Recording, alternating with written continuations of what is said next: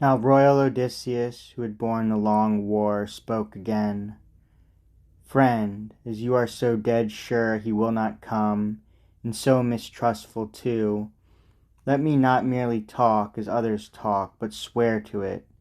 Your Lord is now at hand, and I expect a gift for this good news when he enters his own hall. Till then I would not take a rag, no matter what my need.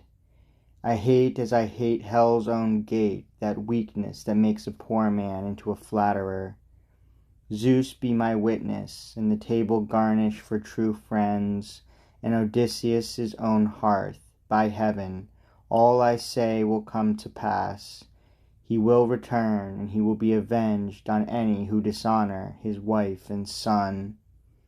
Eumaeus, O my swineherd, answered him, I take you at your word then, you shall have no good news gift from me, nor will Odysseus enter his hall.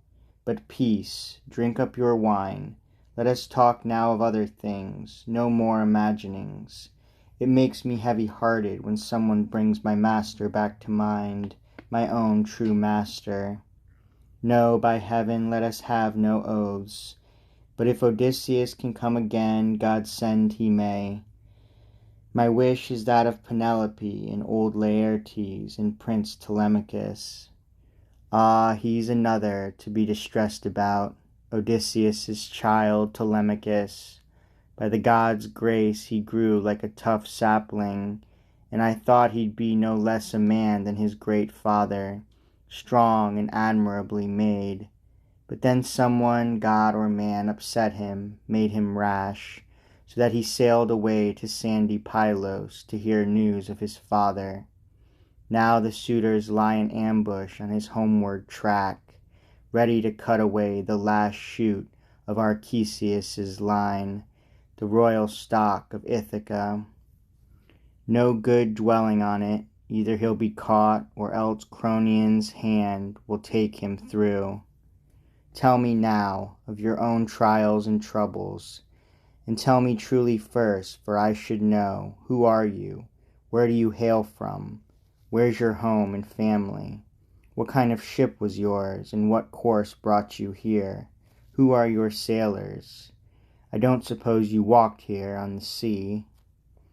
To this the master of improvisation answered, I'll tell you all that, clearly as I may.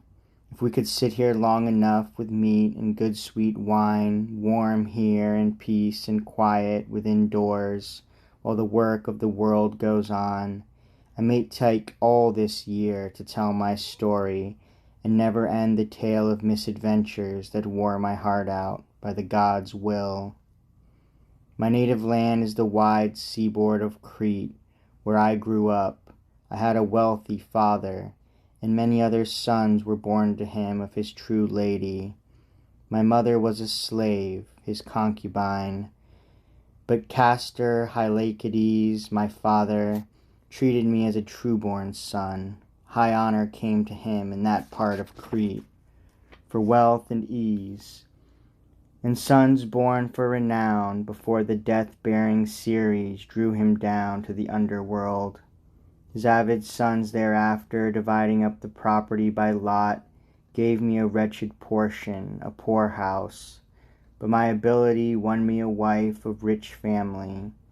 Fool I was never called, nor turntail in a fight. My strength's all gone, but from the husk you may divine the ear that stood tall in the old days.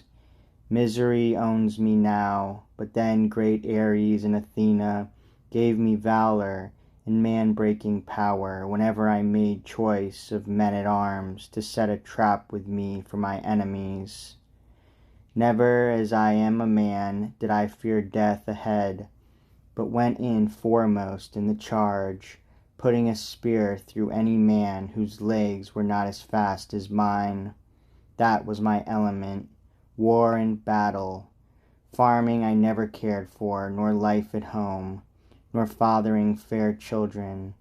I revelled in long ships with oars. I loved polished lances, arrows in the skirmish, the shapes of doom that others shake to see.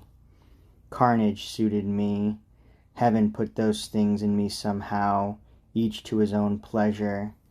Before we young Achaeans shipped for Troy, I led men on 9 cruises and corsairs to raid strange coasts, and had great luck, taking rich spoils on the spot, and even more in the division.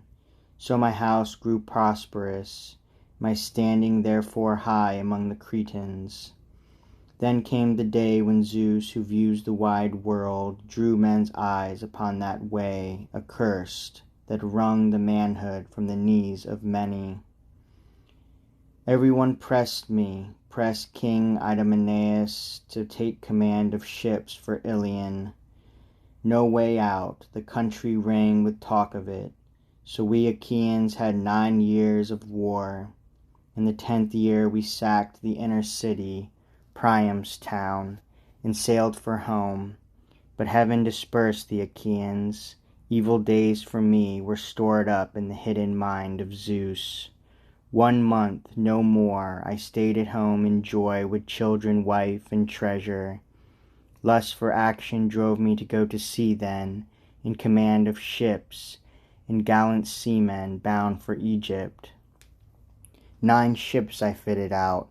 My men signed on and came to feast with me as good shipmates for 6 full days. Many a beast I slaughtered in the gods' honor for my friends to eat. Embarking on the 7th, we hauled sail and filled away from Crete on a fresh north wind effortlessly, as boats will glide downstream. All rigging whole and all hands well, we rested, letting the wind and steersmen work the ships for 5 days. On the 5th we made the delta. I brought my squadron in to the river bank with 1 turn of the sweeps. There, heaven knows, I told the men to wait and guard the ships, while I sent out patrols to rising ground. But reckless greed carried them all away to plunder the rich bottomlands. They bore off wives and children, killed what men they found.